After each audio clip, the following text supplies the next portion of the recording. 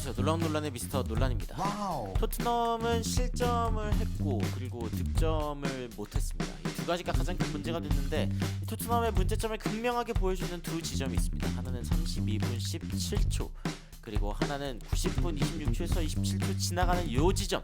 이 두 가지가 굉장히 큰 문제가 있습니다. 이때는 토트넘이 이기고 있을 때고요. 이때는 토트넘이 비기고 있을 때인데 도대체 어떤 이야기들이 있는지 그리고 왜 손흥민 선수와 비카리오는 극대노를 할 수밖에 없었는지 바로 들어가 보시죠.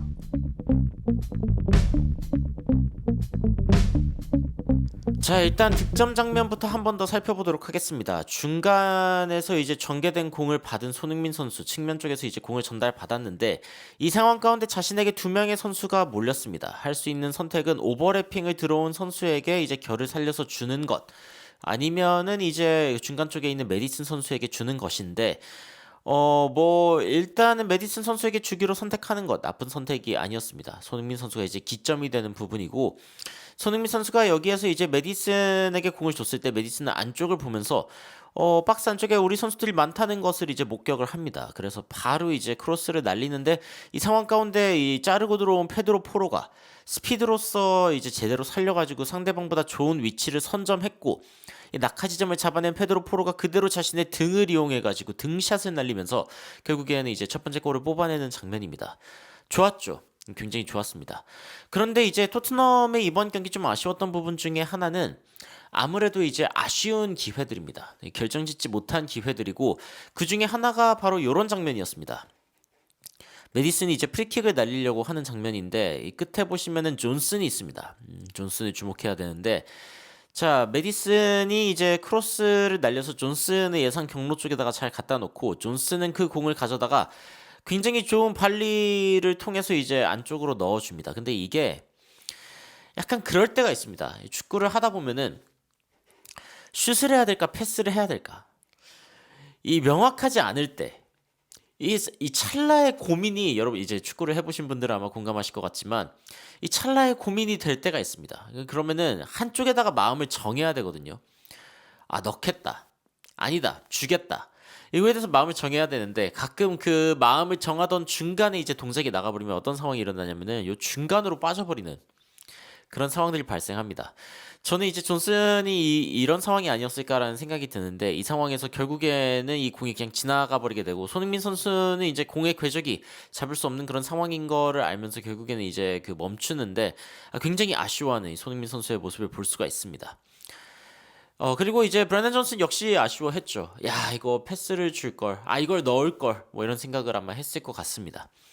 그런데 이제 그 안즈 포스테코글루 감독이 경기 이후에 이제 어떤 이야기를 했었냐면은 우리가 그 최종 이제 공격 지역 이 프런트 서드에서 made some poor decisions. 뭔가 좀 안 좋은 어떤 판단들을 몇 번 했다.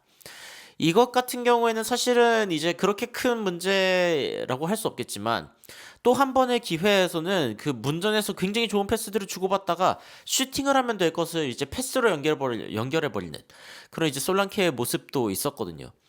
그런 장면들이 이제 좀 아쉬웠고 이 솔랑케의 어떤 그 데뷔에 대해서 그런 이야기를 했습니다. Yeah, he was good. 아, 잘했는데 그리고 팀을 위해서 열심히 뛰었고 찬스들도 좀 있었는데 그런데 이제 아쉬운 게 뭐냐면은 경기력이 결국에는 결과로 이어지지 않으면 아무 의미가 없다. 이게 무슨 뜻이냐? 좋은 기회를 아무리 만들어내고 그리고 팀을 위해 아무리 뛰어도 아니 골을 넣어야지. 이 이야기를 하는 거고 결국에는 도미닉 솔랑케에게 이 골에 대한 주문을 더 강력하게 할 것으로 보입니다. 도미닉 솔랑케는 오늘 경기 90분을 소화했고 골 기대값이 34%에 이르렀고 심지어 이제 3번의 유효 슈팅을 기록했는데 이게 전부 다 막혔습니다. 게다가 손흥민 선수가 제공해줬던 빅찬스 하나도 날리면서 좀 아쉬운 상황들이 있었죠. 결국 토트넘은 이제 공격하는 상황에서 슈팅을 할 수 있는 상황에서는 좀 마음 먹고 슈팅을 때려야 한다. 아니면은 패스를 할 거면 제대로 패스를 해야 되고 그게 손흥민 선수가 좀 아쉬워했던 그리고 좀 이후에는 분노할 수밖에 없었던 그런 토트넘의 어떤 결정이 분명하지 않은 부분 공격적인 결정 상황에 있어서 뭔가 정교함이 좀 부족하고 정확하지 않은 부분이 좀 아쉬웠을 것 같습니다. 근데 더 큰 문제는 그리고 제가 봤을 때 오늘 경기 이 비카리오가 극대노한 지점을 보면은 이 사람이 괜히 이렇게 화를 내지 않거든요. 이 비카리오가 이제 베르바르한테 극대노하는 장면이 있었는데 이 장면도 좀 흥미롭습니다. 이게 이제 토트넘이 1대1로 비기고 있고 그리고 빨리 한 차례의 공격이라도 더 해야 됐던 그런 상황인데 자, 이 상황에서 베르발이 취할 수 있는 행동은 몇 가지가 있었습니다. 특히 뭐 이제 뒤쪽으로 주는 판단 중에서도 아치그레이가 어차피 안쪽으로 들어오고 있는 상황이기 때문에 공간 쪽으로 이제 공을 주는 어떤 방법이 있었겠죠. 그리고 만약에 줬다면은 비카리오 쪽으로 전개가 되면서 다시 또 이제 바깥쪽으로 풀어나가는 그런 장면들이 펼쳐졌을 거라고 예상을 할 수가 있는데 베르발이 여기에서 한 단계 이제 끕니다. 왜 끌었는지 모르겠어요. 돌려고 했는지 아니면 뭐 어떻게 주려고 했는지 뭐 이런 것들은 잘 모르겠지만 본인이 끌다가 이제 공을 뺏깁니다.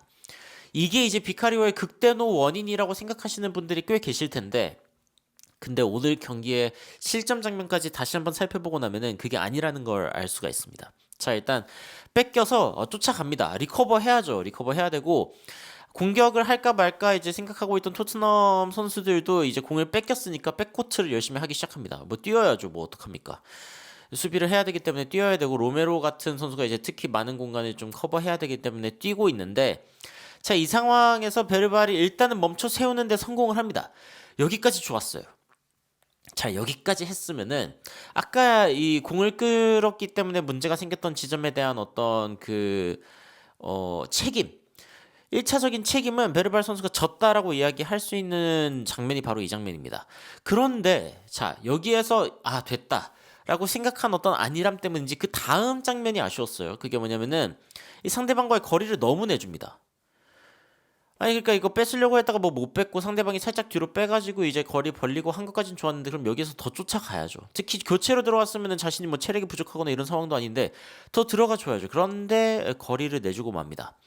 이것까지도 사실은 좋게 말하면은 그래 여기까지도 봐줄 수 있다라고 생각이 들 수 있는데 저는 여기에서 약간 깜짝 놀랐거든요. 이게 뭐냐면은 아까 이야기했던 그 장면입니다. 크로스를 하는데 베르발이 피합니다. 그러니까 워낙 가까운 거리에서 차기 때문에 얼굴이 굉장히 잘생겼기 때문에 그 잘생긴 얼굴을 보호하기 위해서일 수도 있고 뭐 여러 가지 이유가 있을 수 있지만 여하튼 크로스가 날라오는데 베르발 선수가 이거를 피해버리는 장면이 이제 나오거든요. 저는 제가 봤을 때는 이 장면이 이 비카리오를 극대노하게 만들었다라고 봅니다.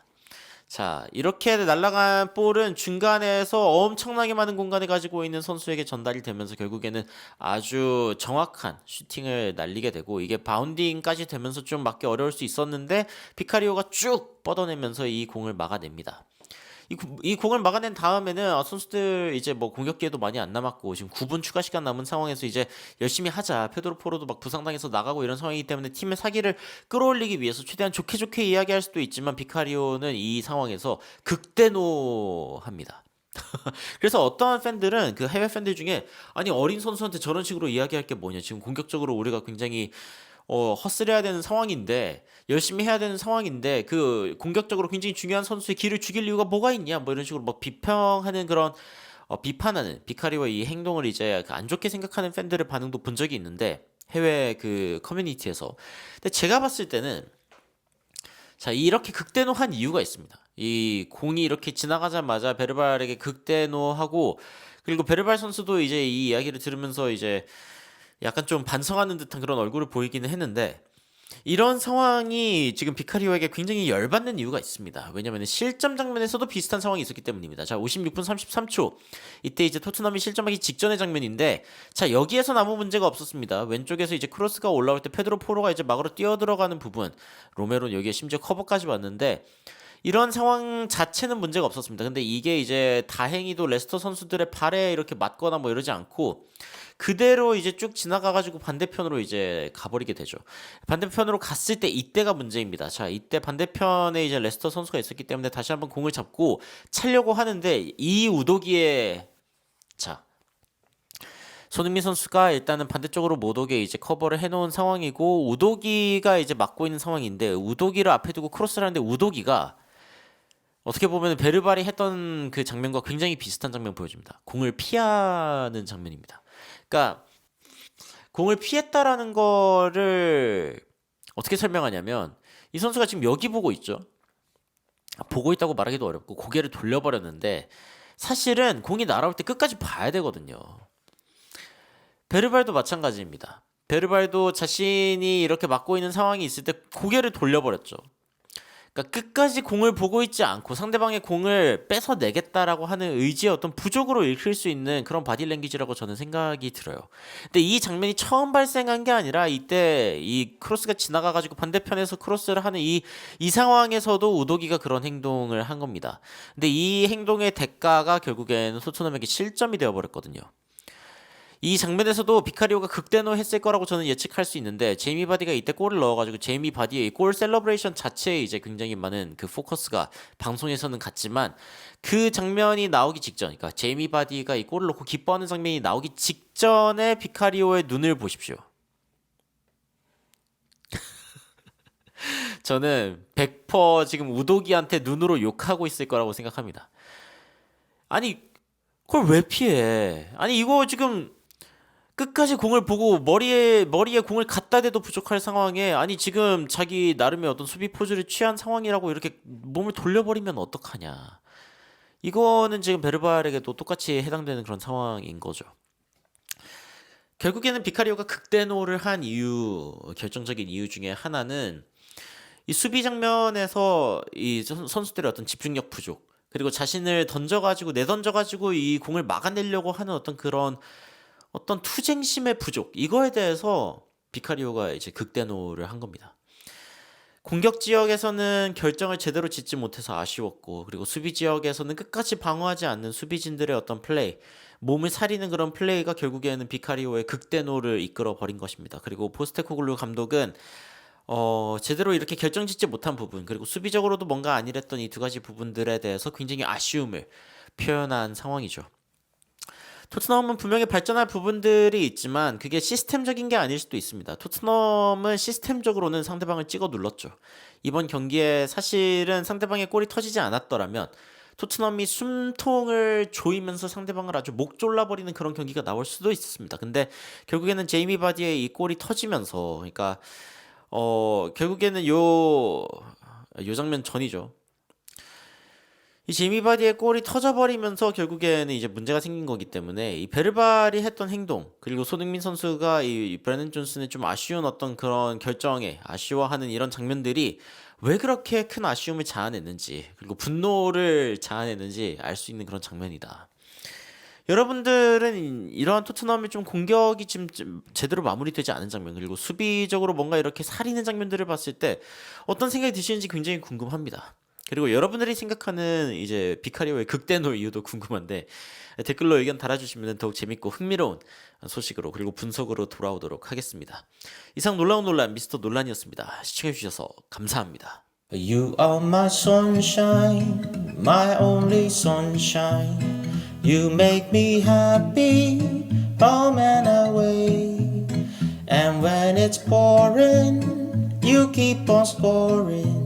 So please don't take my Sony away.